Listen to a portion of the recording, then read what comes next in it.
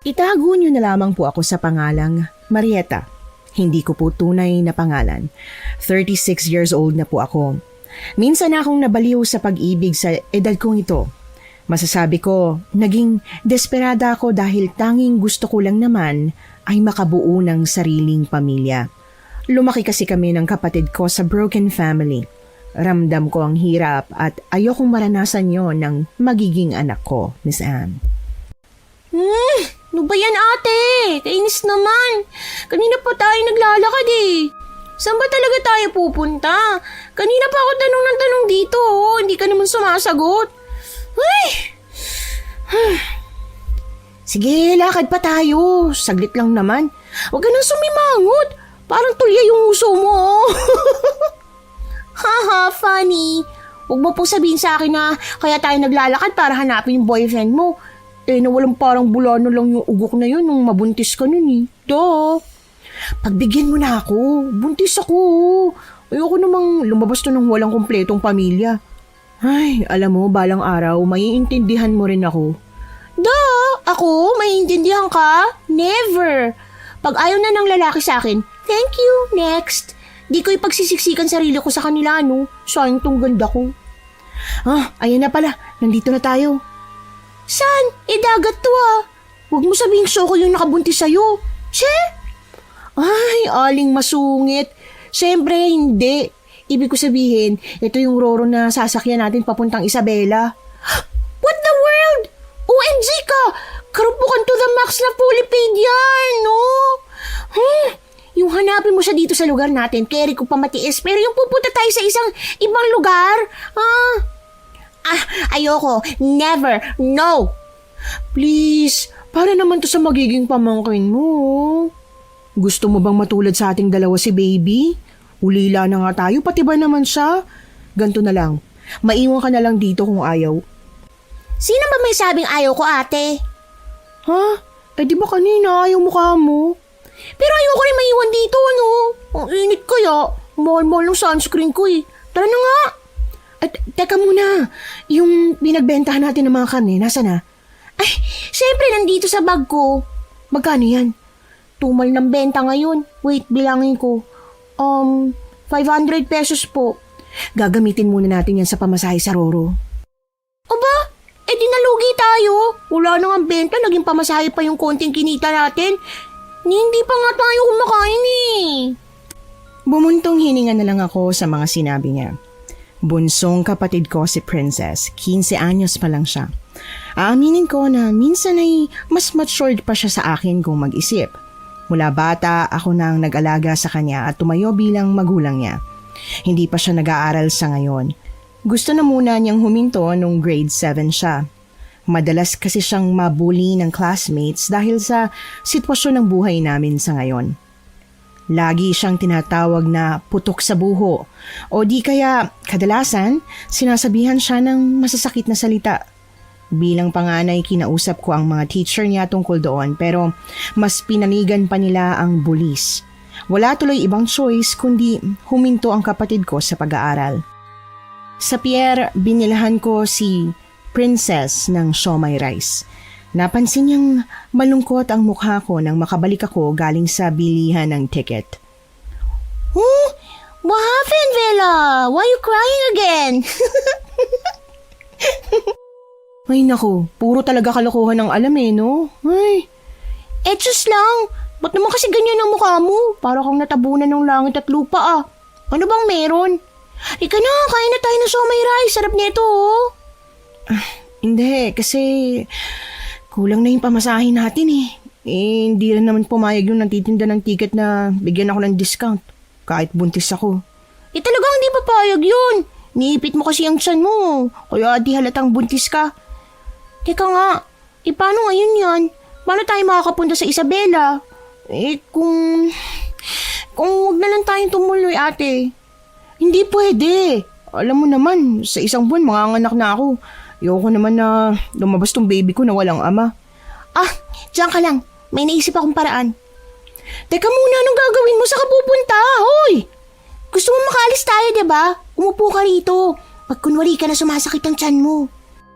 Nawalan ako ng imik. Sinunod ko na lang ang sinabi niya. Buong puso akong nagkunwari na sumasakit ang tiyan habang siya ay halos magmakaawa sa mga nakakasalubong na tao para mamalimos. Tumatango siya sa akin sabay ngiti kapag inaabutan siya ng barya. Ang ilan naman ay sinusungitan siya, Miss Anne. Maya-maya pa may napansin akong isang matandang lalaki na lumapit sa kanya. Agad naman na lumapit silang dalawa sa akin nang ituro ako ni Princess. Oh, ate! Tayo ka dyan! May nakilala ako. Baka makahelp sa atin. Ay, ikaw talaga. Nang storbo ka pa ng tao. Ay, hello po. Marieta ho ang pangalan ko. Sabi nitong kapatid mo kailangan niyo daw ng tulong. Teka nga, saan ba kayo pupunta at namamalimos tong kapatid mo? Buntis ka, iya. Dapat nagpapahinga ka na lang sa bahay. Nasaan ba ang asawa mo? Dapat siya ang naghahanap ng paraan para may panggasto sa magiging anak niyo. Yun nga ho ang problema. Pupunta sana kami ng Isabela para hanapin tong tatay ng bata. Kaya lang, kulang ho yung dalang pamasahe namin eh. Pamasahe ba sa Roro ang ibig mo sabihin? Opo. May alam ako Roro, ando sa bandaron. Di hamak na mas mura yan kaysa dito. Talaga ho? Naku, salamat. Tara na. Baka maiwan pa tayo. Sa Isabela din ang punta ko para bisitahin ang mga apo ko. Sakto naman at nakita ko kayo. Walang pag-aatubiling naglakad kami papunta sa Roro na sinabi nitong may murang pamasahe. Teroy pala ang pangalan niya. Nararamdaman kong mabait siya dahil hindi na nito pinabayaran sa amin ang tiket na binili niya para sa amin. Sumakay na din kami agad sa Roro matapos makabili ng tiket. Tulad ng inaasahan, mainit sa loob nito. May mga truck na nakaparada sa loob at basa ang sahig. May kalumaan na rin ang loob ng nasakyan namin, Miss Anne. Kaya pinagpalit agad kami ni Sir Teroy ng pajama at jacket matapos makahanap ng pupwestuhan para makapagpahinga dahil malamok daw. Naglatag lang ito ng karton katabi ng ilang mga pasahero. Panandalian naman ako nagpaalam para lumabas muna. Sa tansya ko, higit kalahating oras akong nagmumuni-muni bago bumalik sa loob. Naghihilik na si Sir Teroy nang makarating ako sa pwesto namin. Kaya lang, napakunot ako ng noo nang hindi ko nakita ang bunsong kapatid ko nakatabi nito. Agad na pumunta ako sa banyo para hanapin si Princess. Pero hindi ko siya nakita. Doon kumabog ng malakas ang dibdib ko. Hindi ko alam kung saan ko siya hahanapin. Malawak ang Roro, Miss Anne. Isa pa, medyo madilim ang loob nito. Maya-maya pa halos mapatili ako sa gulat nang may malamig na palad na humawak sa braso ko. Ay, gulat yan. Ano ba ginagawa mo dito? Anong ginagawa? Hinahanap ka. Ano ba naman, Princess? Kailan ka ba titino? Nakita mo mukhang delikado yung lugar o ang kulit-kulit mo. Nagtatago lang naman ako. Kanino? Kay Sir Teroy. Kinuha ko kasi itong kwintas niya eh. Oh, ang ganda, grabe. Triangle siya na may mata sa gitna. Ano ba to? Parang mahal to pag binenta natin ah. Ano? Kailan ka pa natutong mangialam sa gamit na hindi sa'yo? Halika na nga doon, isoli mo na yan. Magagalit yun sa atin kapag nalaman niya na pinakikialaman mo yung gamit niya. Di okay. Niram lang naman eh. Lubayan mo yung kapilyahan mo ha. Dalaga ka na. Para namang hindi mo dalasang mabuli. Dapat maintindihan mo yung mga tinuturo ko sa'yo kasi paano na lang kung mawala ako? Uy, huwag ko nga magsalita ng ganyan. Hindi ka mawawala, okay? Nagsasabi lang ng totoo. Dapat ngayon pa lang sanayin mo na yung sarili mo na maging mabuti. Tara na. Mabilis din kaming naglakad pabalik sa pwesto. Nadatnan naming nakaupo na si Sir Teroy pagdating namin doon. Napansin ko namang pinamutlaan agad si Princess ng labi nang titigan siya nito ng masama. Kaya pa simple akong umubo para mabaling sa akin ang atensyon ng matanda. Pasensya na ho. Kanina niyo pa po ba kami hinahanap? Nagpunta lang kami ng CR. Sorry po pala. Kinuha ko po kasi tong kwintas niyo habang tulog kayo. Promise hindi na po mauulit. Alam ko. Po? Ano pong ibig niyo pong sabihin? Alam ko na kinuha mo yung kwintas ko. Hindi mo ba alam na masama ang nakikialam ng gamit ang may gamit? Hindi ba naituro yun sa'yo ng mga magulang mo, Iya? Hindi ho. Pasensya na po talaga. Hindi ko na uulitin. Ito na pong kwintas nyo. Alam mo bang hindi basta-basta tong kwintas na to? Isa itong agimat, pangontra sa mga aswang. Galing pa ito sa unang angkan namin. Ganun po ba? Kaya pala lumang-luma na. Oo, pero kahit pa luma, hindi pa rin mapapantayan ang bisa nito ng kahit na anong mamahaling kwintas. Iya, hanggat bata ka pa, gusto kong ayusin mo ang ugali mo. Marieta, pagsabihan mo ang kapatid mo. Baka mamaya makakulang pa yan dahil sa kalikutan niya. Opo, kakausapin ko na lang ulit siya. Kinausap ko si Princess matapos ipaliwanag nito sa amin kung ano ang kapangyarihang taglay ng agimat na yon, Miss Anne. Hindi naman napigilang umiyak ng bunsong kapatid ko sa mga pangaral namin sa kanya. Sumapit ang gabi. Bumili lang kami ng cup noodles para mairaos ang hapunan. Pagkatapos, nagkwentuhan lang kami ni Sir Teroy patungkol sa mga buhay namin. Sabi nito, gustong-gusto daw niyang sumasakay sa Roro dahil naaalala niya ang yumaong anak. Seaman daw kasi ang anak niya. At sa kasamaang palad, hindi na nahanap ang katawan nito nang lumubog ang barko na sinasakyan niya. Kaya napaluha ako sa kwento ng matanda dahil kahit papaano ay nakarelate din ako. Mahirap mawala ng mahal sa buhay, Miss Anne. Pero hindi ko naman inaasahan na mapupunta sa ama ng batang dinadala ko ang pag-uusap naming dalawa. Baliwala ang pagpatay malisya ko sa sunod-sunod na tanong nito. Bakit pala ikaw ang dadayo sa Isabela para hanapin ang ama ng anak mo? Baka naman natulad ka na rin sa mga babaeng mas pinili ng asawa ang kabit. Nako, talaga mga lalaki ngayon. Ang totoo niyan, best friend ko po yung tatay ng magiging anak ko. Yun, siya rin yung naging first boyfriend ko. Sa totoo lang, mabait naman yung sa amin eh. Hindi ko naman alam na tatakasan pala niya yung responsibilidad niya. Alam mo naman ba kung saan lupalop siya ng Isabela naroon? Hindi ho. Nagbabaka sakali lang. Kasi huling balita ko, doon siya nakatira eh. Alam mo, Iha, naaawa ako sa iyo dahil nararamdaman kong mabuti ang puso mo. Kayo ng kapatid mo. Kaya lang minsan sa buhay, kahit na anong buti natin sa kapwa, hindi ibig sabihin hindi na tayo makakaramdam ng sakit. Kaya manalig ka lang. Salamat po. Wala naman ho akong plano na makipagbalikan dun sa ex ko. Gusto ko lang malaman niyang may responsibilidad siya sa akin. Gusto ko lang suportahan niya bilang tatay yung magiging anak namin. Paano kung hindi mo siya mahanap doon? Anong plano mo? Sa ngayon, hindi ko pa ho alam eh. Bahala na. Sa buhay, hindi pwedeng bahala na, ha? Dapat maging malakas ka at maging matalino sa mga nagiging desisyon mo, lalo na't magiging nanay ka na. Opo. Teka, ano yun? Ate, teka, parang huminto yung barko ah. Nabangga ba tayo? Hala, hindi ako marunong lumangoy. Sandali, minawang kayo. Tatanungin ko muna sila kung ano nangyari.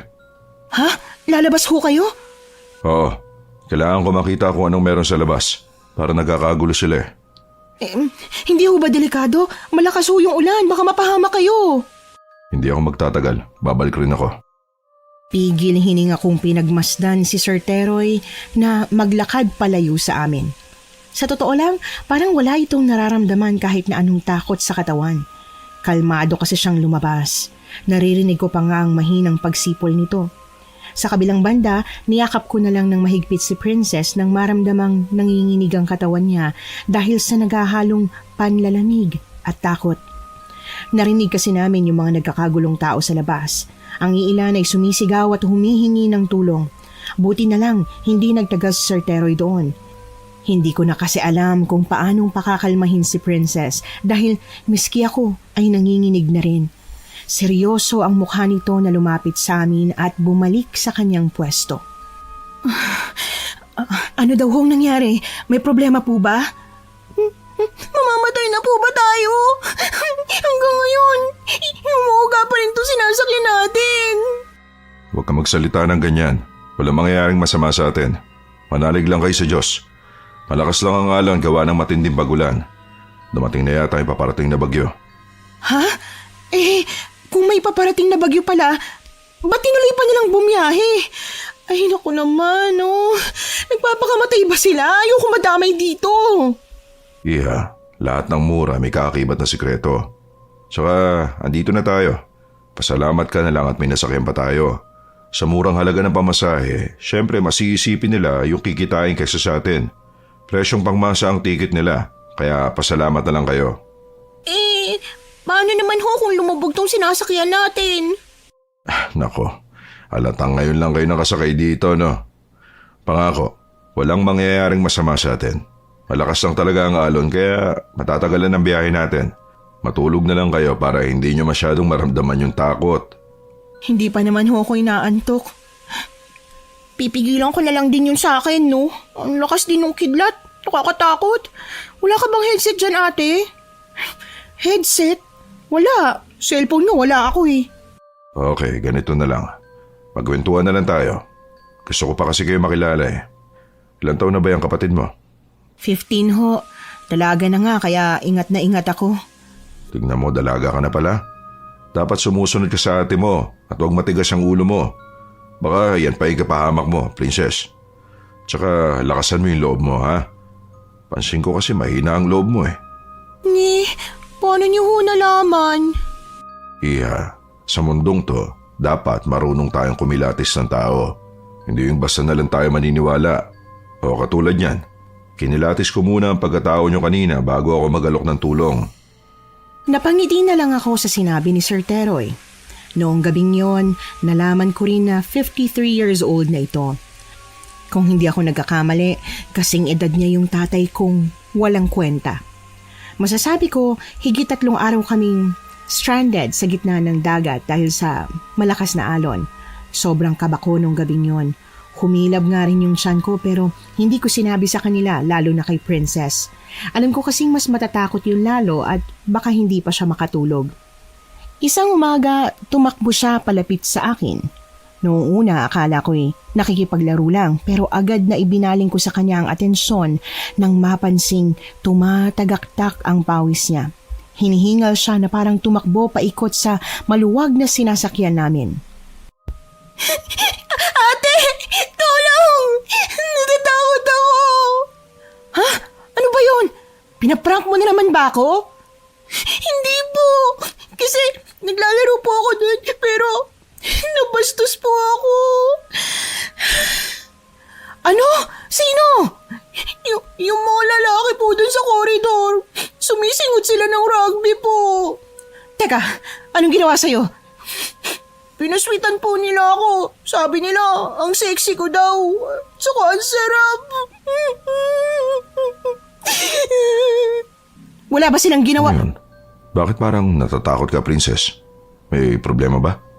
Nabastos daw po ng mga lalaki dun sa koridor eh. Ayan oh, takot na takot. Ano? Putya. Sinasabi ko na nga ba't hindi pa rin lumulubay ang mga yun na mambastos na babae? Kilala niyo po sila? Matagal na ako sumasakay dito. Ilang beses ko na rin nababalitaan yung pambabastos nila. Makakatikim sa akin yung mga yan.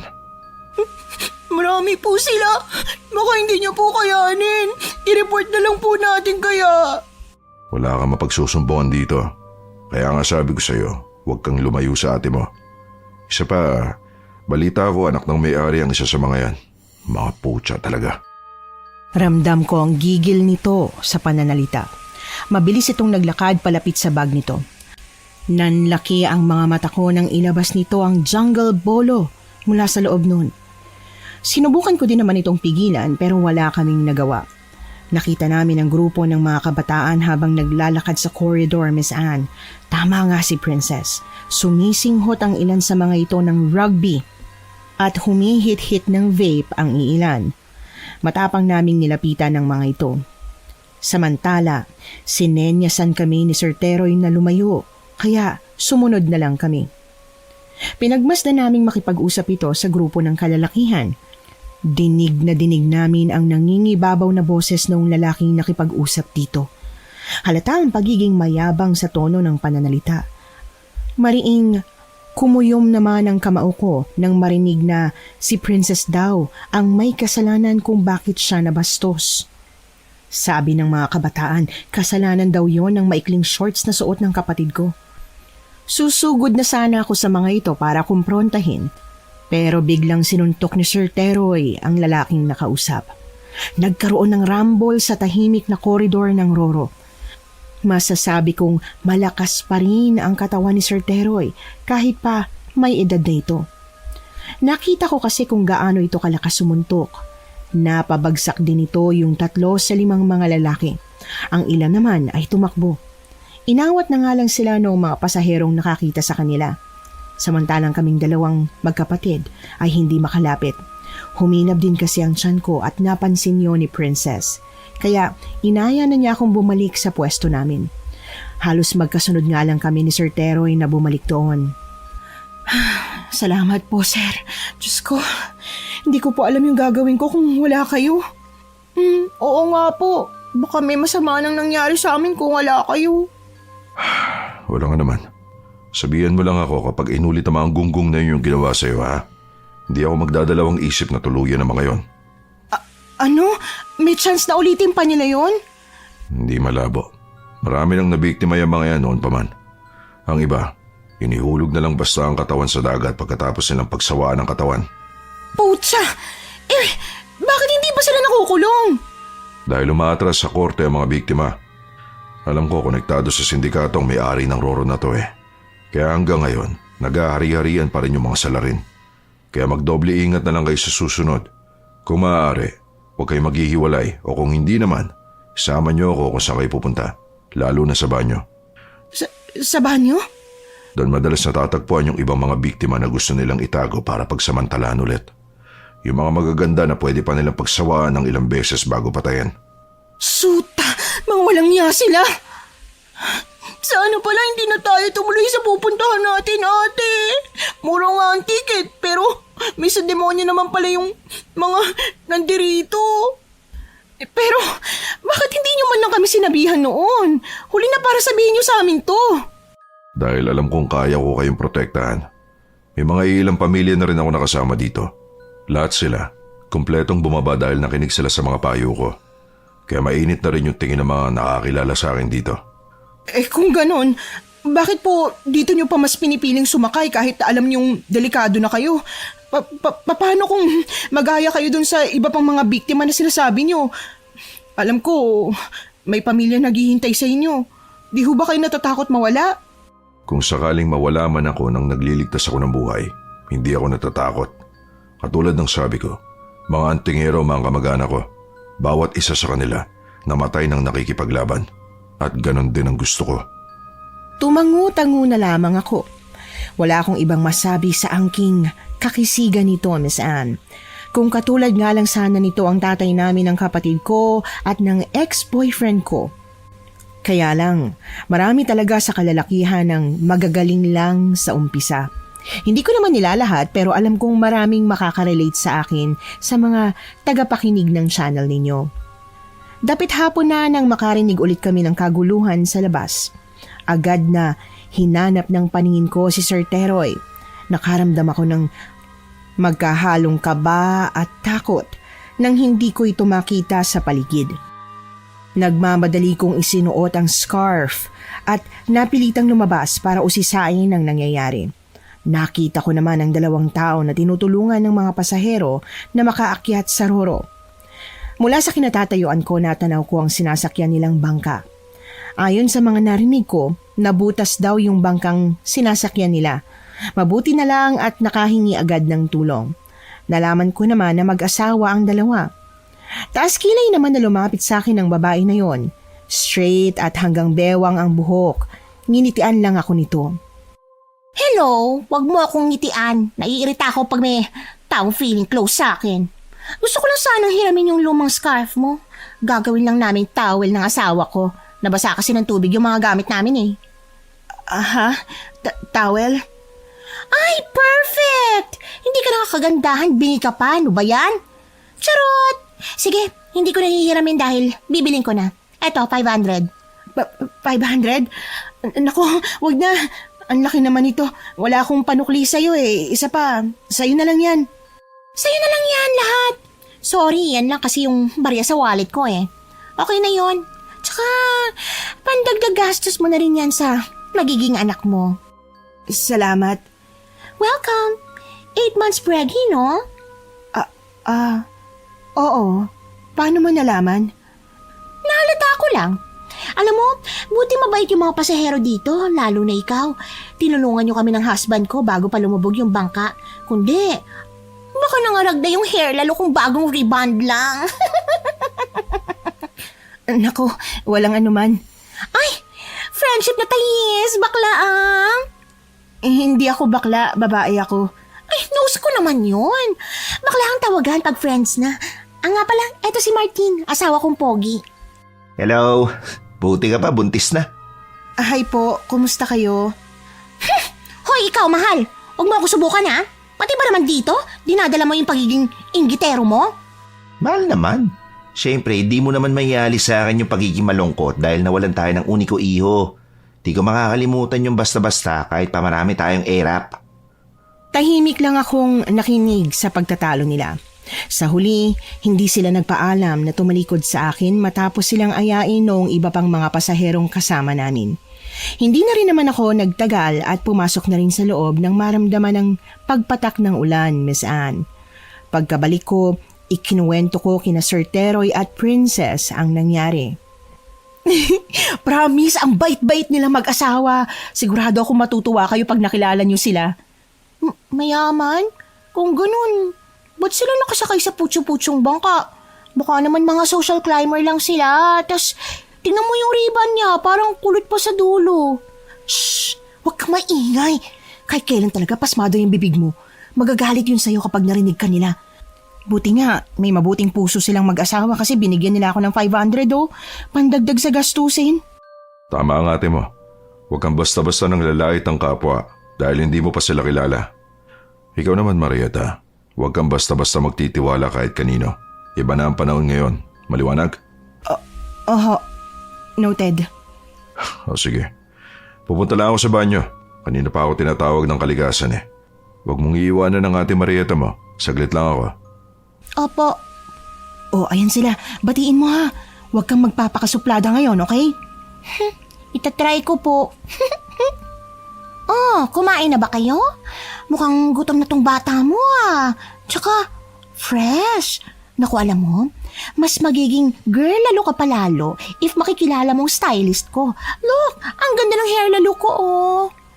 Hala, ngarag nga sa dulo yung buhok niya eh. Expired na po siguro yung Shh! Hoy! Huwag kang maingay. Ikaw talaga. Yung bibig mo ha. Pagpasensyahan niyo na po tong kapatid ko. Makulit lang talaga. Bakit ka pala napunta dito? For formal introduction. Yoleng palang pangalan ko. Hindi ko na na-introduce kanina. Sorry. Nga pala, pwede ko bang mahawakan yung baby bump mo? Mukhang masarap kasi. Masarap ho? Oh, sorry. I mean, masarap hawakan. No po. Hindi pwede. Aba, maldita ka rin pala katulad ko. In fairness, gusto kita ha. Sino nga pala to? Marieta, I guess? Kapatid ko, ma'am. Paano niyo nga pala nalaman ng name? Ay, usap-usapan kasi kayo dun sa kabilang part ng Roro. Huwag na ako ha. Hanapin ko pa yung husband ko. Baka ng babae na yun. Adios!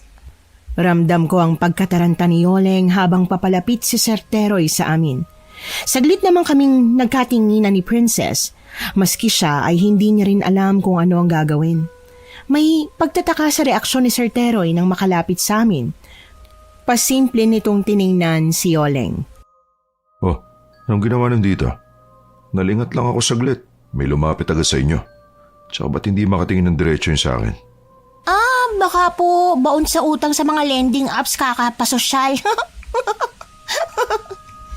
Hoy, ano sabi ko sa'yo?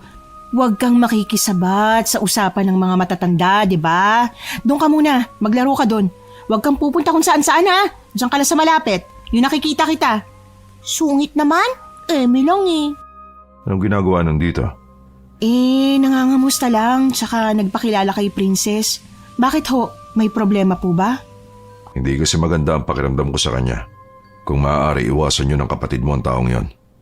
Tulad ng sinabi ko, huwag kayong basta-basta na magtitiwala. O ito. Hala, ano po yan? Binibigay niyo po ba sa akin tong agimat niyo? Hiramin mo muna hanggat nasa biyahe pa tayo. Makakatulong sa proteksyon mo yan.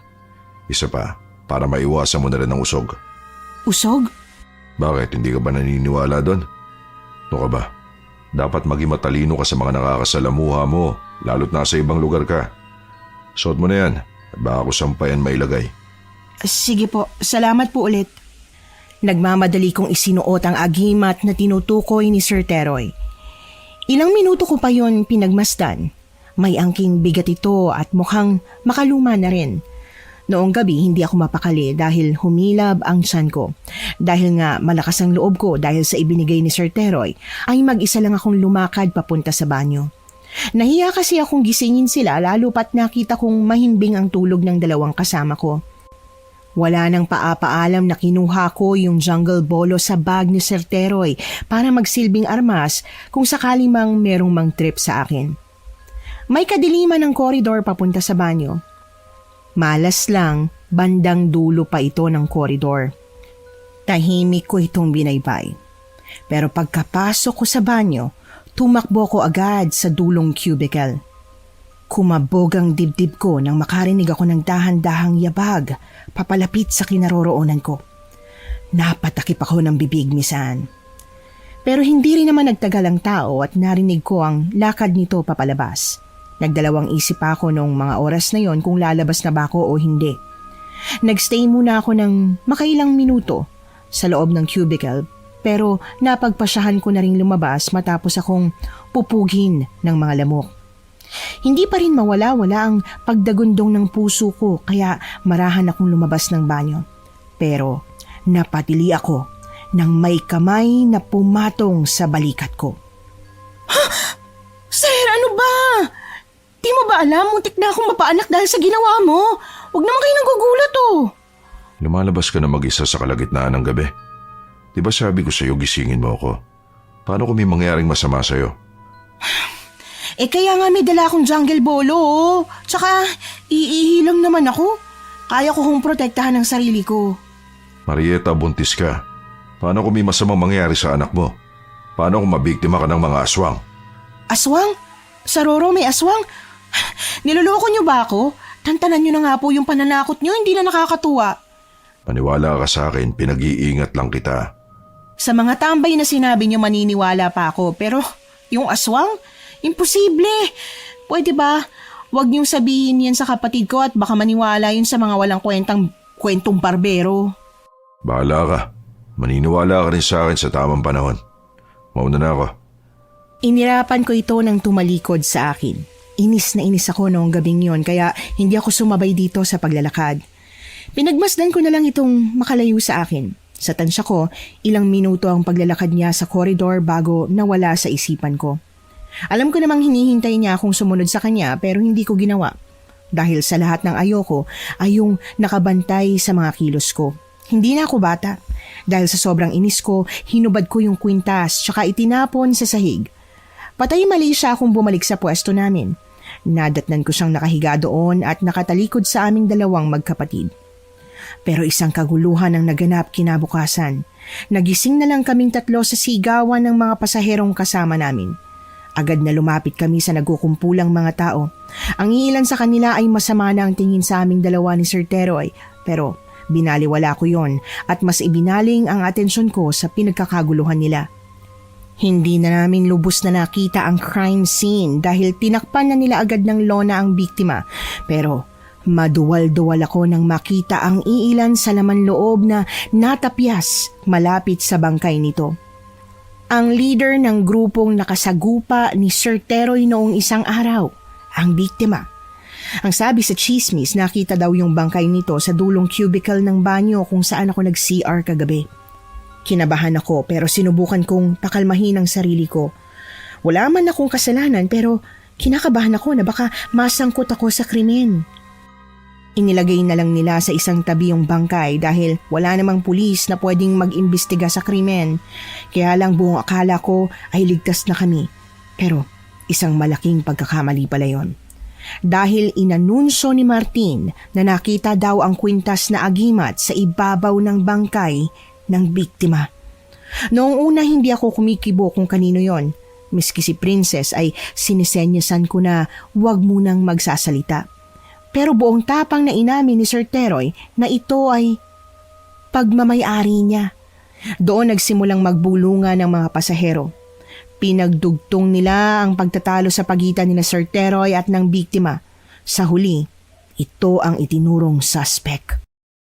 Tamo, ikaw pala may kagagawa ng krimen na to. Mamatanda ka na nga, ganyan pa ang asal mo. Hulaan ko, sakali ka nakatirano.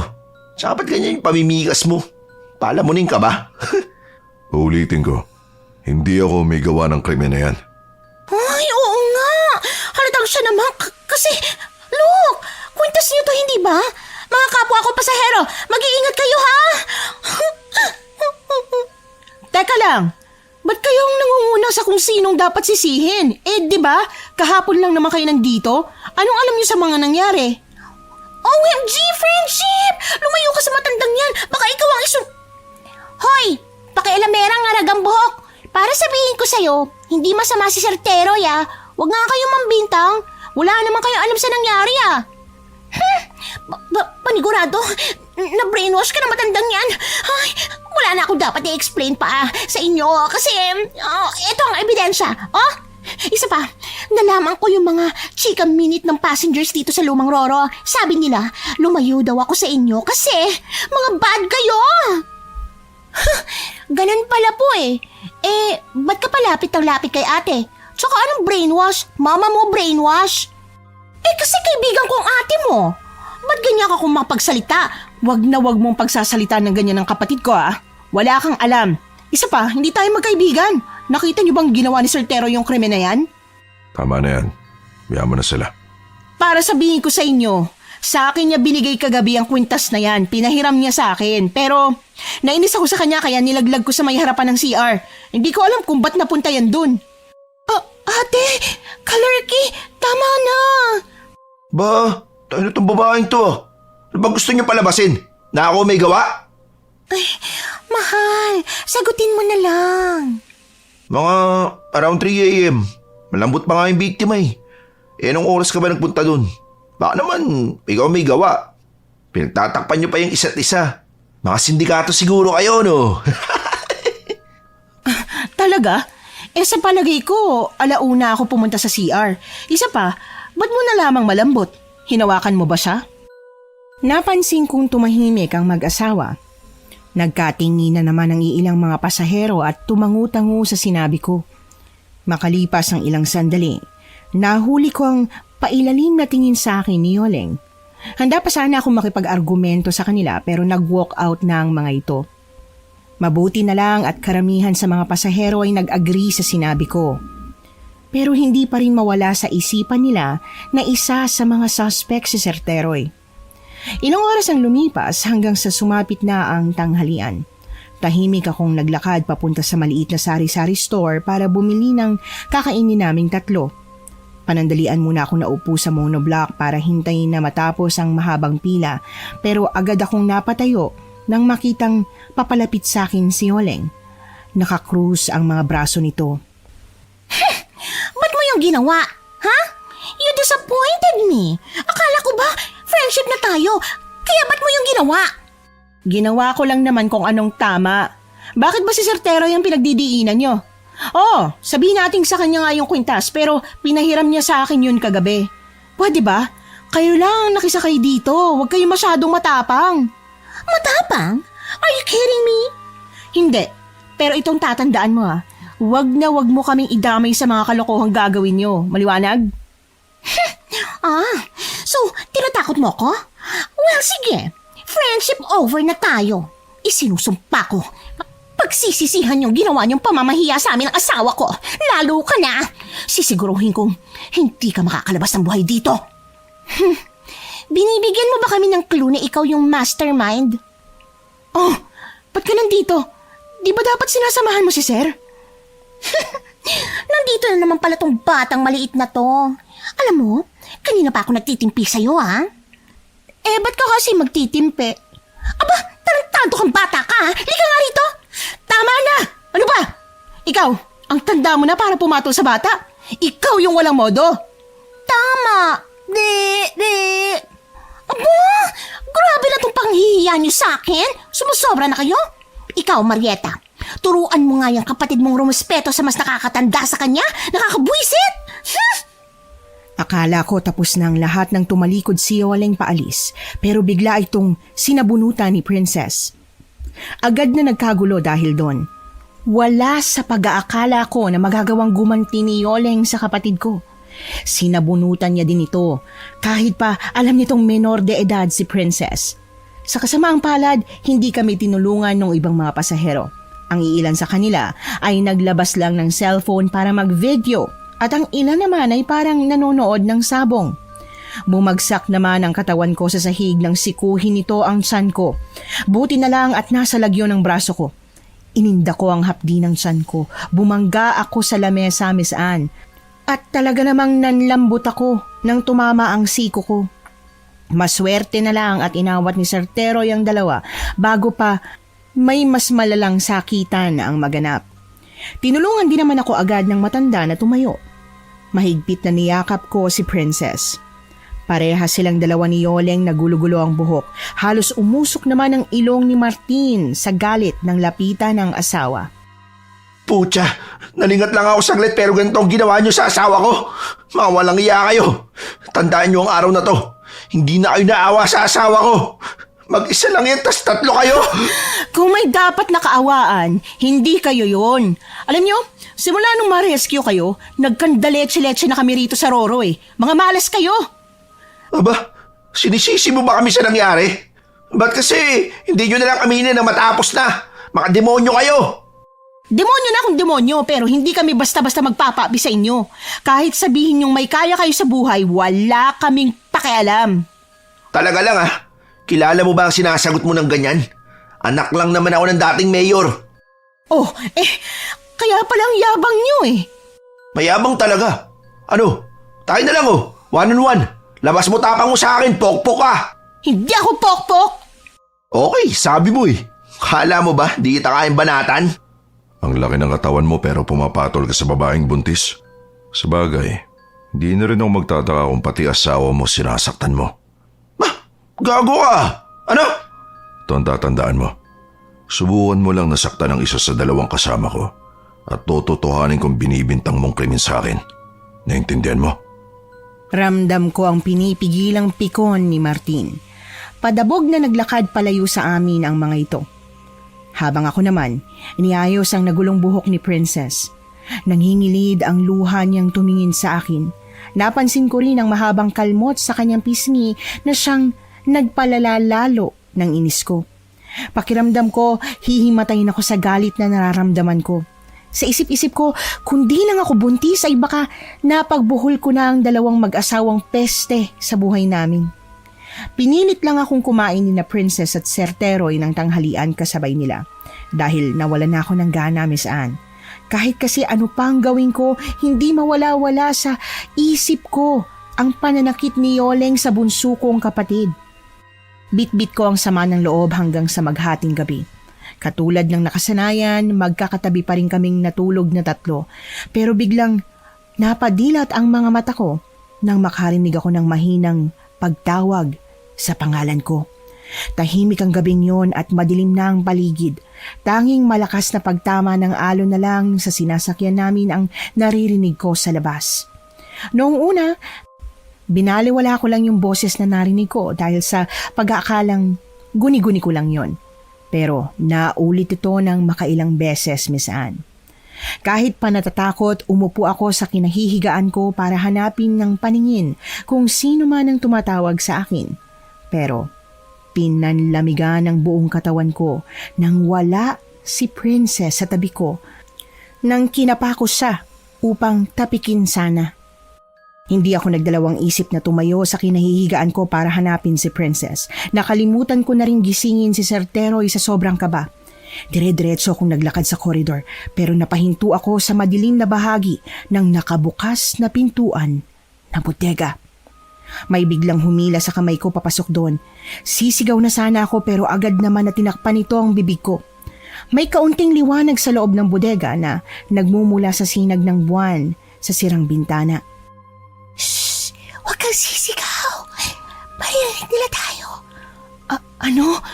Sino? Ate, may aso dito. Ang laki. Nakita ko sa kinakain niya yung laman loob ng isang pasahero. Ano gagawin natin? Isumbong natin kay sir. Saan mo nakita? Andun po, nasa loob ng CR. Wait mo lang. Ayan na. Narinig ko na sila. Putya, si Martin yun na. Tarantadong yun. Pero bakit? Bakit walang dugo yung damit niya? Shh, huwag ka maingay. Wait mo na lang siya lumabas. Tahimik na pinanood namin na lumabas si Martin sa banyo. Buhat-buhat nito yung biktima na nakalagay sa loob ng transparent na malaking plastic. Puro dugo ang loob nito. Hindi ko na napigilan ng sariling dumuwal nang maglakad ito palapit sa kinaroroonan namin. Sa sobrang takot ko, akala ko'y mahuhuli kaming dalawa ni Princess. Mabuti na lang nakapagtago agad kami sa ilalim ng lamesa na may takip na telang puti. Maya-maya pa pumasok sa loob ng bodega si Martin, bit-bit ang plastic. At walang pagdadalawang isip nitong ibinagsak ang bit-bit sa sahig. Nanlaki naman ang mga mata ko nang ilabas nito ang biktima sa plastic. Napangangako nang makita ang malaking itim na aso na binanggit ni Princess sa akin kanina. Hindi na nagsayang pa ng oras ang nilalang at nilantakan ng bangkay ng biktima. Sa tansya ko, higit 15 minutos nitong pinagsawaan ng laman loob ng biktima bago pa ito yayain ni Martin na umalis bago pa may makakita sa kanila. At nang lumabas na ang dalawa sa bodega, ay muli naman kaming bumalik ng kapatid ko sa pwesto namin kanina. Maya-maya lang lumabas ng banyo si Martin kasama si Holeng. Naglalambingan pa ang dalawang ito sa koridor, papasok kung saan kami natutulog kasama ang ibang mga pasahero. Ate, confirmed. Sila yung mastermind sa pagpatay sa mga biktima. Ano na pong gagawin natin? Kaya pala, si Certero yung idinidiin nila. Pero bakit? Putsa, dahil ba nalaman nila na siya lang ang may issue dito sa iba pang mga pasahero? Kaya pala, ginagawa nila yun para hindi sila mahuli. For sure po. Paano kung isumbong na natin sila sa mga kasama natin dito? Baka po may madamay pang iba. Delikado, lalo tayo. Dahil may galit sila sa atin, ate. I-report na po kaya natin sila sa ibang pasahero yung nangyari. Hindi. Walang maniniwala sa atin. Paniguradong magagawa pa rin nila tayong baliktarin kahit pa alam na natin ang nangyari. Ibig sabihin, isisikret natin to? Paano naman kung may iba pang mabiktima? Ate, nag-iisip ka ba? Paano kung hindi na tayo makalabas pa ng buhay dito? Ate, ayoko pa mamatay. Huwag kang magsalita ng ganyan. Sabihin natin to kay Sir Teroy. Alam kong siya lang ang makakatulong sa atin. Sige po, halika na. Wait, Bakit po? Halika na. Baka may iba pang makakita sa atin dito. Tayo pang masisi. kailangan kong matingnan yung mukha ng biktima. Yawa! Yan yung kasama nung nambasto sa akin eh. Tara na, delikado tayo. Siguradong tayo masisisi. Pigil hininga kaming bumalik sa pwesto, Miss Anne. Pinalipas muna namin ang gabi. Kinabukasan ng umaga, nakarinig na naman kami ng kaguluhan ng ibang mga pasaherong nakakita sa biktima. Naramdaman ko ang pasimpleng paghawak ng mahigpit sa kamay ko ni Princess. Nanlalamig ang palad niya. Samantala, hindi na namin inaksaya pa ang oras nang mahuli ko ang seryosong tingin sa amin ni Sir Teroy. May sasabihin kami sa inyo. Kilala ho namin kung sinong salarin sa mga pagpatay sa mga biktima. Sino? Huwag mo masyadong ilakas ang boses mo. Nararamdaman ko may nagmamasid sa paligid eh. Mas mabuti kung huwag mo na rin silang pangalanan. Yung mag-asawa pong ni-rescue. Ano? Paano mo nalaman? Kagabi po, nagising ako dahil may tumatawag sa pangalan ko pero wala si Princess sa tabi ko kaya pumunta ako sa banyo pero doon ko nakitang bit-bit ni Martin yung biktima palabas sa banyo. Hindi ko po alam kung paano nila yung napatay dahil isa po sa mga nakasagutan yung magbabarkada yung biktima. Ako po, nandun po ako. Narinig ko rin po yung pangalan ko. Akala ko si ate. Pupunta po sana ako sa CR kaya lang naabutan ko po na binabastos ng lalaki si Yoleng.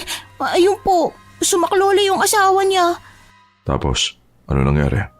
Nakita ko po na sinaksak ni Martin yung kolokoy tsaka hinila papunta sa banyo. Kasunod po si Yoleng. Tas pinakain niya po kay Yoleng yung bangkay. Kailan po ba tayo bababa dito? Natatakot na po kami. Ayaw pa ho naming mamatay. Kaya nga po kung alam lang namin na ganito, sana nun pa lang pinigilan ko na si ate. Huwag ka mawalan ng pag-asa. Alam ko may paraan pa para hindi madagdagan ng mga nabibiktima nila.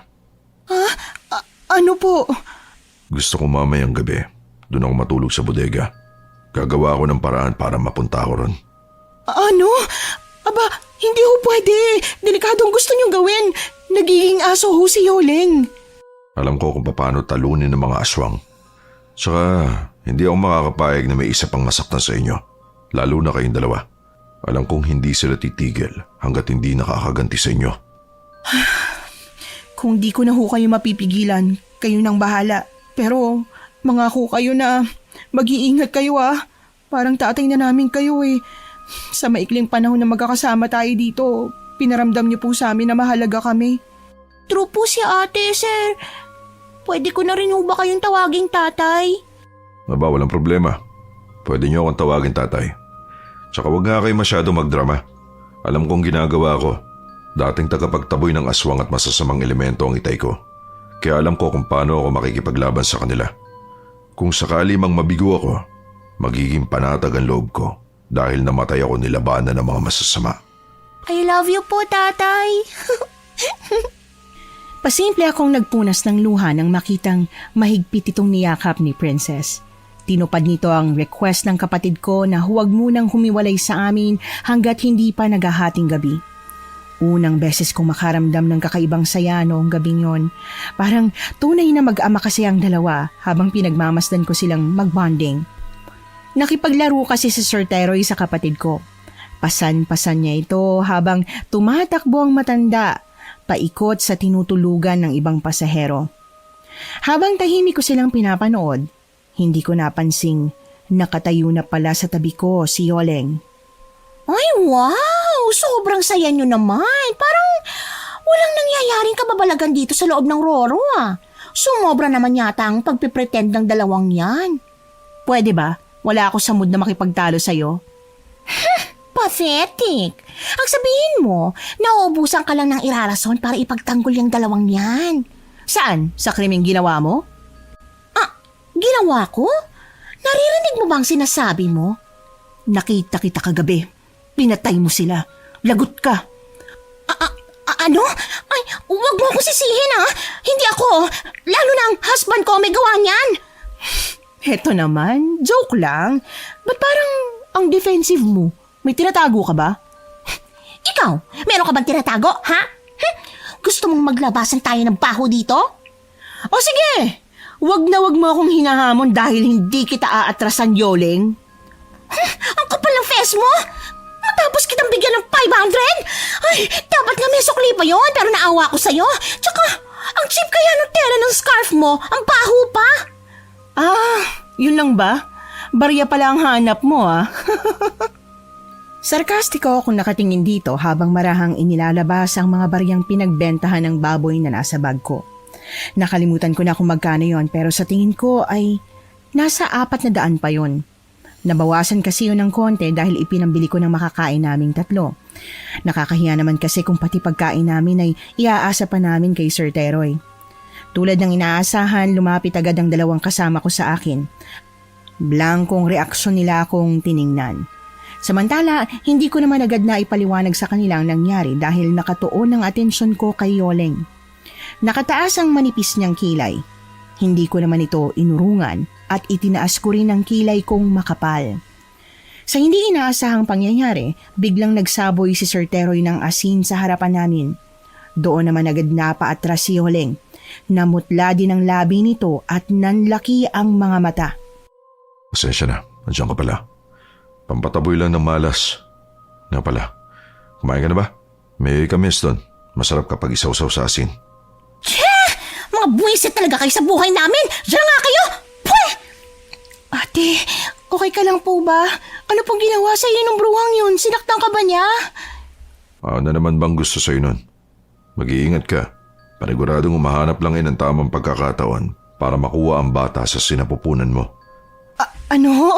Pati bata sa sinapupunan ko? Narinig ko kasi kanina sa usap-usapan dun sa kabilang parte ng Roro na hanggang ngayon daw, hindi pa rin magkaanak ang mag-asawang yan. Ilang beses pa nga raw nakamuntikang hiwalayan ng gagong asawang yan si Yoling eh. Iba talaga nagagawa ng pera. Pero sabi po ni Martin, anak daw siya ng dating mayor. Ibig sabihin, aswang din siya. Malamang sa hindi. Pero palagay ko, alam niyang noon pa na aswang ang asawa niya at hindi siya natatakot dun. Ano po sa tingin niyong dahilan? Yun ang aalamin ko. O siya, eto ang asin. Humingi ka pa ron mamaya, princess. Para kahit papano may pangontra kayo mamayang gabi. Mahirap na. Itong gulok, iiwanan ko na dyan sa inyo. Dalhin niyo na po yung bolo, Tay. Kasi yun lang naman po ang pwede nating ipanlaban sa self-defense kung sakali. Huwag niyo kaming alalahanin ni ate. Madami naman pong tao dito. For sure, hindi kami magagalaw basta-basta lang maugok na yun. Pilyo ka talagang bata ka. Alagaan mo ang ate mo, ha? Tulad ng billing ko, huwag mo siyang iiwan mag-isa. At ikaw naman, Marieta, isuot mo na tong kwintas ko, ha? Oo nga. At huwag ka na pong magtampo ha. Effective daw yan sabi ni tatay, di ba po? Mabaho naman. Maaari mo yung panlaban sa mga aswang na umaaligid sa'yo. Lalo na malapit na ang kabuhanan mo. Mag-ingat ka sa usog ni Yoling, ha? Nakakamatay ang usog ng mga aswang. Tanging pagtango na lamang ang naisasagot ko kay Sir Teroy. Ramdam ko ang pagmamahal ng isang ama mula sa kanya, Miss Anne. Sa totoo lang, gusto kong humiling na tumagal pa kaming magkakasama sa Roro kung walang krimen na nagaganap. Mas tumindi naman ang kaba ko habang nasisilayan ang paglubog ng araw. Ilang oras ang lumipas ay sumapit na naman ang gabi. Abala ang lahat ng pasahero na maghanda sa pagtulog hanggat gising pa ang karamihan sa amin.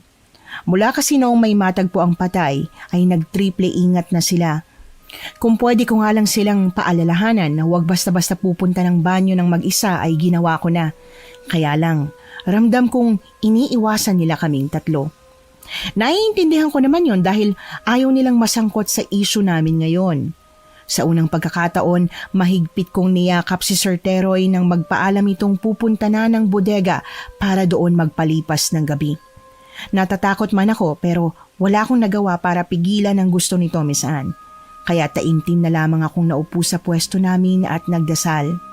Hindi rin naman nagtagal at nakatulog na rin kami ni Princess. Mahigpit ang yakap niya sa akin. Sa kalagitnaan ng gabi bigla akong naalimpungatan. Namilipit ako sa paghilab ng tiyan ko. Tanging impit na pag-ungol na lang ang nagawa ko para pigilang makagawa ng ingay. Maya-maya pa nagising na si Princess.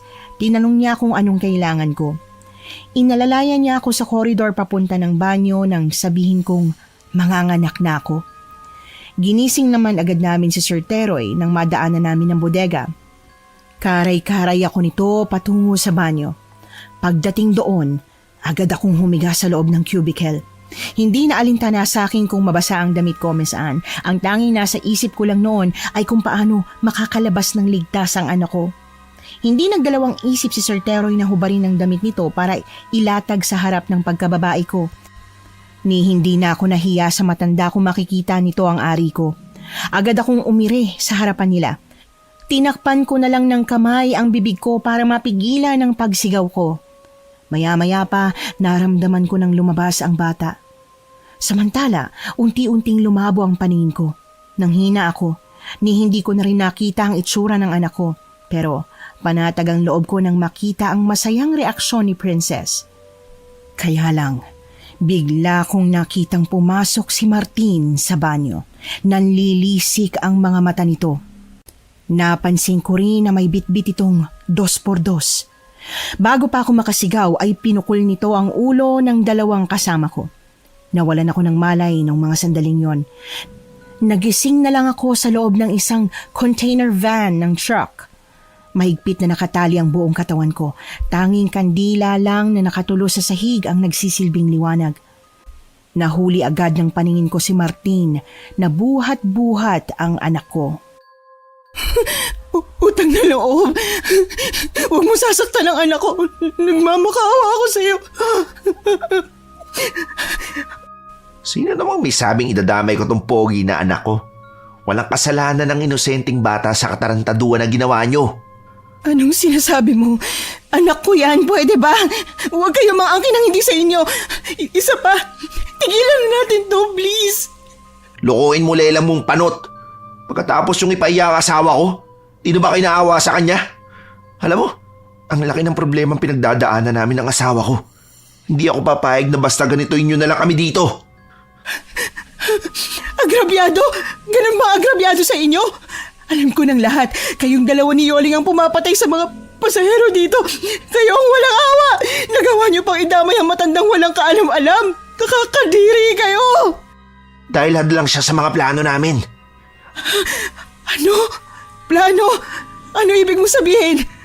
Alam ko may kakayaan siya sa mga pangontra ng aswang. Di ko hayaan na magtagumpay siyang sakta ng asawa ko, babae. Pero may panahon pa. May panahon pa para magbago o huwag kang kumampi sa asawa mo. Promise, tutulungan kita pagbaba natin dito. Hindi pa huli para itama ang lahat. Hindi. Akala mo ba mabibilog yung ulo ko? Nagmamahalan kami ng asawa ko. Tulad ng pangako niya, walang makakapaghiwalay sa amin. Sumumpa ako na hindi ko siya iiwan maging sa kabilang buhay. Handa ako mamatay para sa kanya. Naintindihan mo yon? Ibig sabihin, hindi ka aswang? Hindi. Pero nagmahal ako ng asbo. Hindi nyo alam kung anong magandang asa lang meron sila. Dahil ang mga katulad nila ay walang awang pinapatay ng matandang kasama mo. Kaya sinusumpa ako na walang matitira sa inyong buhay dito. Pero please, pakinggan mo ako. Akin na yung anak ko. Anak ko to. Anak namin to ng asawa ko. Siya na lang ang regalo ko. Hindi tumigil ang pagtulo ng mga luha ko habang pinagmamasdan si Martin na lambingin na ang anak ko. Nagngangalit na ako dahil sa galit. Gusto kong magwala pero wala akong magawa. Mariin na lang akong pumikit. Ang daming tumatakbo sa isipan ko noong mga oras na yon. Alam kong mahaba pa ang gabi. Butil na ng pawis ang tumatagaktak mula sa noo ko. Mariin akong napalunok nang maibalik ang tingin sa lalaki. Ilang saglit ko pa itong pinagmasdan. Napansin kong kakaibang mga kilos nito. Hindi ko man maipaliwanag ng maayos pero napapansin kong bumubulong siyang mag-isa. Hindi ang anak ko ang kinakausap ni Martin, kundi ang sarili niya. Doon ko na-realize na baliw ito. Ilang beses kong inisip kung anong maaring rason para maging ganoon siya. Tuluyan namang binalot ng takot ang puso ko nang biglang pumasok sa isipan ko ang problema nilang mag-asawa. Naalala ko lang na nabanggit nito sa akin na hindi sila makabuo ng anak. Pero hindi tamang mang-angkin sila ng hindi sa kanila, lalo na ang anak kong ipinaglaban ko sa kabila ng hirap ng buhay. Maya-maya pa nakarinig ako ng mahihinang katok sa pintuan ng container. Narinig ko ang boses ni Yoleng. Maingat itong pumasok sa loob ng container van. Bahagyang nanlaki ang mga mata ko nang mapansing puno ng dugo ang damit nito. Napakagat na lang din ako ng labi nang kunin nito ang bata kay Martin. Hindi naman ito nag-atubiling ilabas ang suso para padedehin ng anak ko. Napakuyom ako ng kamay, Miss Anne. Napansin ko kasing napahira nito ng dugo ang pisngi ng sanggol. Putsa naman! Pwede bang huwag mong padedehin ang anak ko sa madumi? Salaula ka! Pwede! Salaula na kung salaula pero nasa akin pa rin ang huling halakhak. Pasalamat ka. Ipapanghuli kita. Inuna ko muna ang mga epal sa buhay ko. Mga walang yang mortal na walang ginawa kundi manggulo sa life ng ibang tao. Alam mo, bagay nga talaga kayo mag-asawa dahil parehas kayong baliw. Okay, sabihin mo na ang gusto mo. I-count na lang natin yan as your last words. Alam mo kasi, kasalanan mo lahat to eh. Kung una pa lang pina-adapt mo na agad sa akin ng cute baby boy na to, Di sana ano? Bubuhayin mo kami kapalit ng pagpatay niyo sa ibang mga pasahero? Uy, sa mata mo kami ang may gawa. Pero guess what? Sa mata ng kasama nyo rito, kayo ang may gawa. Kaya hindi na rin ako magtataka kung pag ang isa sa inyo namatay, hindi kayo pagtutuunan ng pansin. Mga wala kasi kayong kwenta. Lalo ka na, di ka marunong mag-isip. Baka ikaw! Ako? Hala, okay. Basta kahit anong sabihin mo, ikaw na lang ang mag-isa. Wala ka ng mga kakampi. Ow! Hayop ka! Anong ginawa mo sa kanila? Anong klaseng kademonyohan ang ginawa mo? Pakawalan mo ako! Tayong magharap! Never! Ngayong nakuha ko na ang gusto ko sa'yo, friendship over na talaga tayo. Tsaka, mag-thank you ko na lang dahil kami ang mag-a-adapt sa Junakis mo. For all I know, hindi mo kaya tong panagutan. Kasi diba? Pupunta ka ng Isabela para hanapin ang tatay ng bata? Tinakasan ka kasi. Well, you deserve it. Paano mo nalaman? Chismosa ka! Well, mas chismosa naman siguro yung kapatid mong pandak. Sa kanya ko lang naman nalaman to. Kaya ayun, may idea na kami ng husband ko tungkol sa mga magulang niyong iniwan kayo. Hayop ka! Pero dahil kind-hearted kami ng husband ko, lalo ngayon, may blessing. Willing ka naming tulungan ni Martin. Di ba, mahal? Basta ba, mag-promise ka na walang makakaalam ng lahat ng itech. Yung tungkol sa nakita mong pagtatransform ko bilang magandang aso. Deal or no deal? Sige, pumapayag na ako. Yun kung di nyo pinatay ang dalawang mahal ko sa buhay. Kung gusto nyo, kusang loob ko na rin ibibigay sa inyong anak ko. Nagkatinginan pa ang dalawa. Ramdam kong tumututol si Martin sa kagustuhan ng asawa niya na pakawalan ako sa pagkakatali. Pero wala rin naman siyang nagawa ng magkulit ito. Inalalayan ako ni Martin na makalabas sa loob ng container van. Sa shortcut kami dumaan kung saan walang makakarinig kung sakaling humingi ako ng tulong. Pagkalabas, pinanghinaan ako ng tuhod nang makita sina Princess at Sir Teroy na magkatabing nakagapos.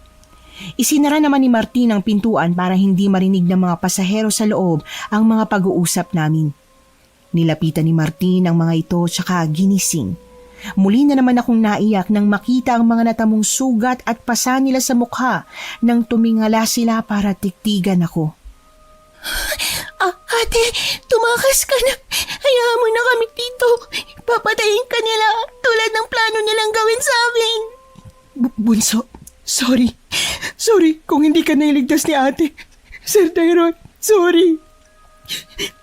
Ate, hindi na siya makakapagsalita. Pinutol nila yung dila niya.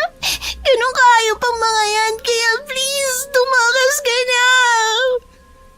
Ano? Wala sa usapan namin to. Anong ginawa niyo sa kanila? Mga demonyo kayo! Ay, mahal. Napurnada patuloy ang plano dahil sa kadaldala ng bobitang bata na yan. You know, dapat siyang inuna mong tanggalan ng dila. Nakakalurking. Subukan niyo! Hindi ako nag-atubiling lumapit kay Yoleng. Mabilis kong pinalibot ang braso ko sa leeg niya habang buhat niya ang sanggol. Pilit naman itong tinatanggal ng isang kamay ang braso ko pero hindi niya magawa. Sa kabila ng pananakot niya na ibabagsak ang anak ko, hindi ako nagpatinag at mas lalong hinigpitan ng pagkakasakal sa kanya. Nakita kong agad na nabitiwan ni Martin ang kutsilyong hawak tsaka tumakbo palapit sa kinaroroonan namin. Nabitiwan ko lang si Yoleng nang tadyakan ako ni Martin sa tagiliran dahilan ng panlalambot ko. Bumagsak ang katawan ko sa basang sahig ng Roro, Miss Anne, pero pinilit ko pa ring makatayo para labanan si Martin. Ginamit ko na ang naipong lakas pero hindi pa rin umobra kay Martin. Malaki kasi ang pangangatawan nito, kaya wala akong kalaban-laban. Pilit kong sinasalag ang mga malalakas na sipat suntok nito sa iba't ibang parte ng katawan ko. Bugbog na ang katawan ko dahil doon ay mabilis akong nanghina. Walang kahirap-hirap ako nitong binuhat para ilaglag sa tubig dagat nang bigla naming narinig ang sigaw ni Yoleng. Nakita ko namang nasa likod na ng babaeng aswang si Princess. Itinutok ng kapatid ko sa leeg nito ang kutsilyo. Inutusan din niya na ibaba ni Yoling ang sanggol sa sahig. Kahit pananlalabo na ang mga mata ko, napansin ko pa rin yung dugo na tumulo sa leeg ni Yoling. Dahil doon ay napahinto si Martin sa gagawin sa akin. Sinunod din ng lalaki ang utos ni Princess na ibaba ako. Subukan mong gawin yan sa ate ko. Lalaskasin ko leeg ng asawa mong ngaragang buhok. At sa tingin mo natatakot ako? Kung hindi ka natatakot, edi ilaglag mo ang kapatid ko. Tingnan lang natin. Tama na! Please, huwag mo ituloy! Plastic ka talaga! Bakit ng mga inosenteng taong pinatay nyo? Naawa ho ba kayo? Isa pa, nung binunutan nyo ng dila si tatay, naawa ba kayo? Hindi, di ba? So bakit ako maaawa sa inyo? Hayop ka! Subukan mo may mangyaring masama sa asawa ko. Mananagot ka sa akin. Ganito na lang. Pakawalan mo si ate, pakakawalan ko to asawa mong aswang. Unahin mo ang asawa ko! Hindi naman ako ututo para gawin yan, Chong. Kilala ko kayo. Parehas kayo na ugali ng asawa mo. Mga basura. Ew! Ganon? O sige, ihagis mo yung si ate ko. Ihahagis ko tong head ng asawa mong ngarag sa dagat. Ipapakain ko siya sa mga goldfish. Nanlaki ang mga mata ko nang bigla akong itulak ni Martin.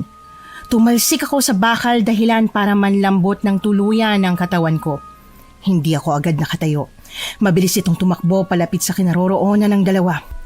Mabilis ding nakapagpalit ng anyo si Yoling nang bitiwan ito ng kapatid ko. Sa tansya ko, nasa higit 6 na talampakan ng laki ng itim na aso. Matutulis ang mga pangil, nanlilisik ang mga mata. Sinubukan ko namang tumayo sa kabila ng iniindang sakit nang makitang sinakal ni Martin pataas ang kapatid ko. Pero bago pa sunggaban ng nilalang ang ulo niya ay biglang umusok ang katawan nito nang may maghagis ng asin dito. Nakita ko naman si Sir Teroy na nakatayo ilang di pa malayo sa kanila. Masama ang tingin ng matanda sa mag-asawa. Mula sa kinaroroonan ko, kitang-kita kong nanginginig na tuhod nito.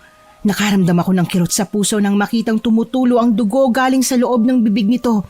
Tanging ungol na lang ang naririnig ko rito dahil hindi na ito makapagsalita. Nakita kong bilog na bilog pa rin ang buwan. Umalulong ang aswang sa galit. Nagtangka pa itong sumugod kay Sir Teroy pero agad na nanghina nang muling mabuhusan ng asin. Maya-maya pa narinig namin na bumukas ang pintuan. Ilang mga pasahero ang nagbukas ng pinto. Kinabahan sila sa nakita. Mabilis na nagtatakbo ang mga ito para kuyugin ang mag-asawa pero nakalayo din sila agad sa mga tao. Pilit na kumakalas ang kapatid ko sa mahigpit na pagkakabuhat sa kanya ni Martin. Nagbalik din naman sa pagiging anyong tao si Yoling para mag-explain sa mga tao. Tulad ng inaasahan, sa amin na naman ito isinisi ang lahat. Pero booking na sila. Hindi na pinaniwalaan ng mga tao ang kanilang alibay. Napasigaw na lang ako nang biglang tumalo ng mag-asawa sa dagat kasama si Princess. Dahil doon, tumakbo ko para tumalon din sa tubig. May ilan pa ang mga pasahero na sumubok na bumigil sa akin pero wala silang nagawa. Nagising na lang akong nakahiga sa dalampasigan. Umubo ako ng ilang beses para mailabas yung nalunok kong tubig dagat. Marahan akong umupo. Iginala ko ang paningin sa paligid pero nanlaki ang mga mata ko nang matanaw si Sir Teroy na tahimik na nakaupo sa malaking punong kahoy. Tahimik lang itong nakatingin sa akin. May balot na pinunit na tela na rin ang bibig nito. Tumayo ako sa basang buhangin tsaka ito nilapitan. Umupo ako sa tabi nito at nagpasalamat dahil hindi kami nito pinabayaan ng kapatid ko hanggang ngayon. Tinanong ko ito kung bakit pa sumama sa akin. Pumulot naman siya ng payat na kahoy tsaka isinulat sa buhangin na gusto niyang iligtas si Princess. Hinawakan nito ang kamay ko at itinuro ang bag niya. Isinenyas din ni Sir Teroy na buksan ko yon at halongkatin na siyang sinunod ko naman. Napangangako nang makita doon ang buntot pagi at isa pang matalim na punyal. Naluha ako nang makita ang piraso ng t-shirt na ginamit pambalot sa anak ko. Muli na namang sumulat si Sir Teroy na nasa mabuting kalagayan daw ang bata at wala akong dapat ipag-alala. Pinagkatiwala niya raw sa isang kaibigang pasahero ang sanggol bago tumalon sa dagat. Nangako din naman daw yon na ibabalik sa akin ang anak ko kaya't kahit papaano ay naibsan ang nerbiyos na nararamdaman ko. Nanghuli kami ng isda sa dagat para maitawid ang gutom. Ang ilang mga oras na natitira naman ay ginamit namin para makapaghanda sa darating na paghaharap namin ng mag-asawa. Puro pagdarasal na sana ay nasa mabuting kalagayan si Princess. Yun lang ang ginawa ko bago tuluyang sumapit ang kabilugan ng buwan. Tahimik kong pinagmasdan ang maliwanag na sinag ng buwan habang nakaupo sa matabang punong kahoy. Ilang saglit pa, nagkatinginan kaming dalawa nang makarinig kami ng malakas na alulong ng aso. Kinuha namin ang buntot pagi at punyal at dali-daling tumakbo papasok sa loob ng kakahuyan. Bahagyang kumulot ang noo ko nang mapansing sumenya sa akin si Sir Teroy na huminto muna sa paglalakad. Mahigpit kong hinawakan ang hawak na buntot pagi. Ilang minuto lang ang nakalipas nang makita namin ang aso na tahimik na naglalakad papalapit sa amin. Hindi naman kami nakita ng nilalang dahil nakatago kami sa likod ng puno. Mabilis na hinablot ni Sir Teroy ang hawak kong buntot pagi tsaka buong lakas yung inihampas sa aso. Nang hina agad ang katawan nito. Hindi nagtagal ay bumalik ito sa pagiging anyong tao. Hinihingal si Yoleng at nagmamakaawang huwag siyang patayin ng matanda. Maawa kayo. Huwag niyo akong patayin. Ayoko pang ma-dance. Sorry sa mga nagawa namin. Yung husband ko may gustong putulin ang dila mo. Nasaan ang kapatid ko? May ginawa ba kayo masama sa kanya? Yung kapatid mo? Sagot! Pucha! Wala! Buhay pa siya kasi alam namin susunod kayo dito. Please, huwag niyo akong patayin. Gusto ko pang mabuhay. Pero bakit ba gusto mo kaming patayin? Ano bang ginawa ng mga taong inosente sa inyo? Dahil never nila kaming mga aswang na binigyan ng chance na mabuhay at pagmahal na tulad nila. Si Martin, paano mo siya napaibig, ha? Alam ba niya nung una pa lang na aswang ka? Hindi! Kinayuma ko siya kaya siya nabaliw. Sa totoo lang, hindi ko naman talaga siya mahal eh. Gusto ko lang ng kakampi. Kaya kung gusto niyo, patayin niyo na siya. Huwag lang ako. Ayoko pa ma-dance. Nasaan sila? Andun sa kuweba. Absuelto na ba ako sa mga kasalanan ko? Papagawalan niyo na ba ako, ha? Friendship ko? Hindi! Friendship ka pa dyan, gago! Inagaw ko naman kay Sir Teroy ang matalim na punyal para isaksak kay Yoleng. Nakadilat ito nang mabawian ng buhay. Hindi ako nakaramdam ng kahit konting awa dito, Miss Anne. Sa isip-isip ko, kulang na kulang pa ang isang saksak sa mga ginawa nitong kahayupan sa buhay ko at sa iba pang mga biktima. Hindi na kami nagsayang ng oras na dalawa at ura-uradang hinanap ang binanggit na kuweba ni Yoleng. Maingat kaming pumasok na dalawa doon nang matagpuan namin. Isang mahinang liwanag ng nakasinding kandila lang ang nagbibigay ng kaunting liwanag sa lugar, kaya may kadiliman pa rin. Pero bigla akong napaatras nang may maramdamang nagtatakbo palapit sa akin. Parang nabunot ang tinik sa puso ko nang makumpirmang si Princess yun. Yumakap siya ng mahigpit sa akin at ganoon din ang ginawa ko. Marahan kong pinunasan ng luha niya tsaka hinalikan siya sa noo. Oh, ate, buti po bumalik kayo para iligtas ako. Kala ko mamamatay na ako dito eh. Thank you po. Best ate in the world. Sorry kasi makulit po ako. Nako, siyempre tulad ng promise ni ate, never kitang pababayaan. Okay? Opo. Nasaan pala yung demonyong Martin na yun? Kanina pa po siya umalis nung narinig niya po yung iyak ni Yoleng. Nasaan na po pala siya? Napatay namin siya kaya ligtas ka na. Oh, bakit? Hindi pa po tayo ligtas dahil may bato po na nilunok si Martin. Inabot po ni Yoleng. Naging yanggaw po siya. Ano? Opo, kaya nga po di ako makalabas dito sa kuweba eh. Natatakot po ako na baka patayin niya ako pag nahuli niya ako. O siya, halika na. Ano pong gagawin natin? Hahanapin natin siya. Tatapusin ko ang laban.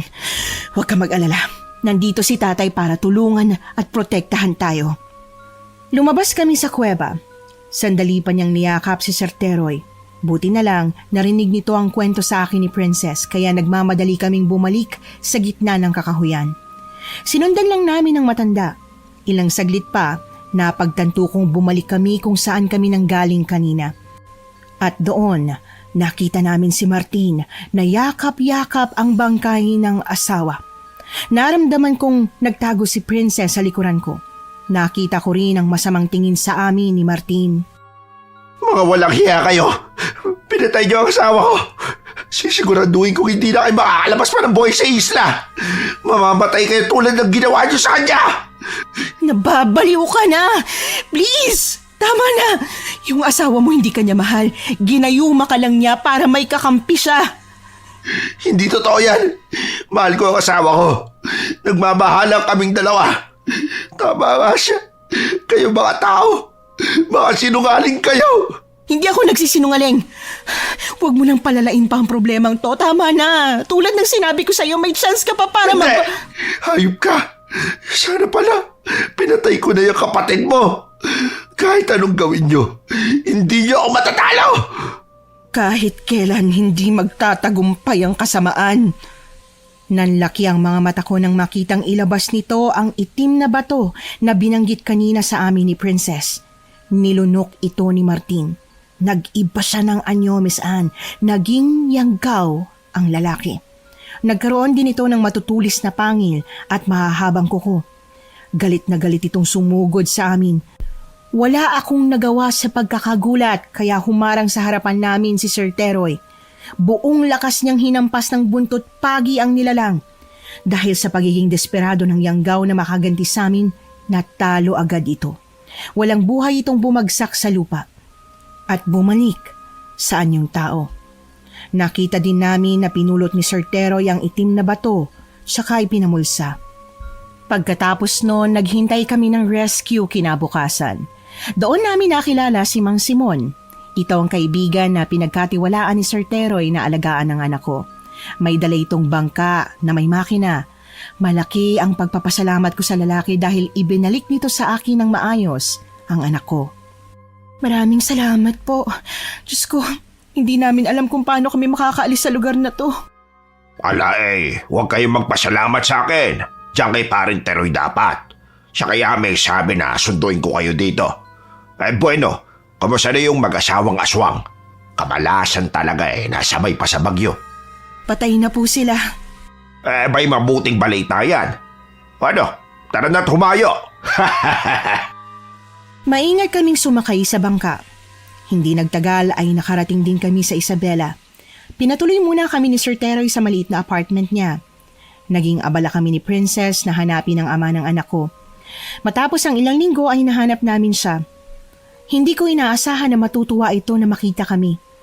Humingi din ito ng tawa dahil sa minsang pagtalikod sa responsibilidad niya bilang ama.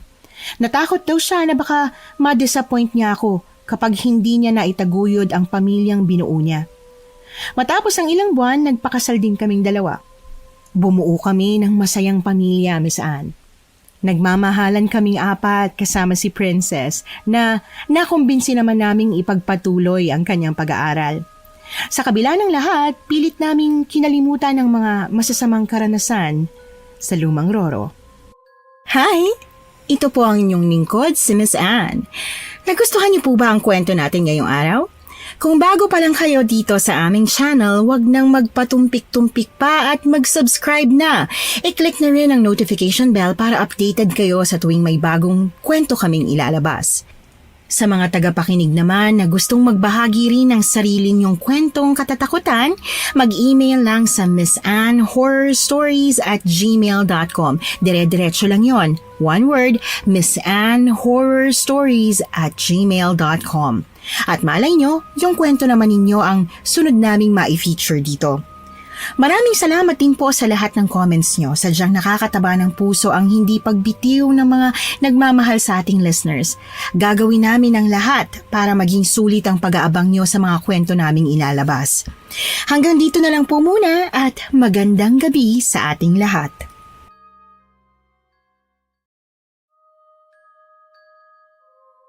Itago nyo na lamang